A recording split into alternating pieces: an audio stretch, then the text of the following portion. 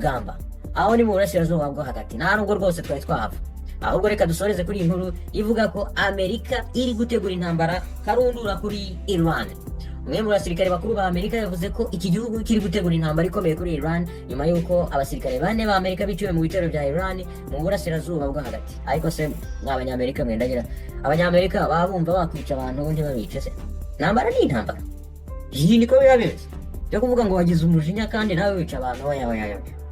The Washington Post rero ni ikinyamakuru cyo muri Leta Zunze Ubumwe za Amerika cyatangaje ko abazi neza ibijyanye n'intambara ya Amerika muri Iran bavuze ko Amerika iri kongera indege n'ibindi bikoresho by'intambara mu kirere mu gace k'iburasirazuba bwo hagati. Imibare rero ya Amerika igaragaza ko abasirikare bane ba Amerika bapfiriye mu bitero bya Iran. Mu cyumweru gishize ingabo za Amerika zagabweho kenshi ibitero bya misile na drone za Iran.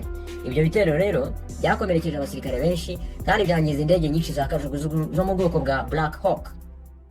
Mu gihe intambara ihanganishije impande zombi yakajije umurego, by'umwihariko Amerika irasaba ibikorwa remezo bya gisivili n'ibya gisirikare, Pentagon iri kongera umubare w'indege za gisirikare ziri mu burasirazuba bwo hagati.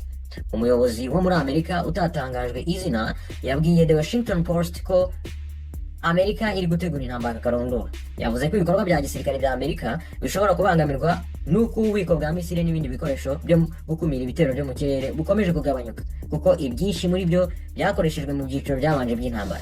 Ati nta bikoresho bihagije dufite byatuma dukomeza ibikorwa bya gisirikare kandi sinkeka ko White House ibizi. Wa gatanu, Axios yatangaje ko Amerika yari yamenyesheje Israel ko igiye kohereza izindi ndege nyinshi zongera lisansi mu zindi ndege ziri mu kirere mu rwego rwo kwitegura ibi bikorwa bya gisirikare kuri Iran bishobora kwaguka.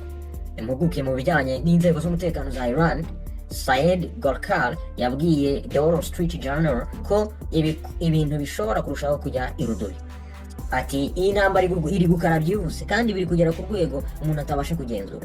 Hari ibyago ko twasubira mu ntambara yeruye bitewe n'uko buri ruhande rubyifuza.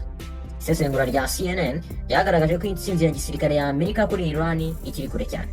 Intambara ya Amerika na Iran yatangiye kuwa 28 Gashyantare 2026 itangijwe n'ibitero byagabwe na Amerika na Israel. Byatumye inzira ya Hormuz inyuzwamo peteroli cyangwa se ibikomokaho bingana na 20% bikoreshwa buri munsi ku isi ifungwa. Murabizi ko Hormuz yarafunzwe kandi twese byatugizeho ingaruka. Ariko intambara kwisenye tubaka ntabyihoreye ibyo bintu.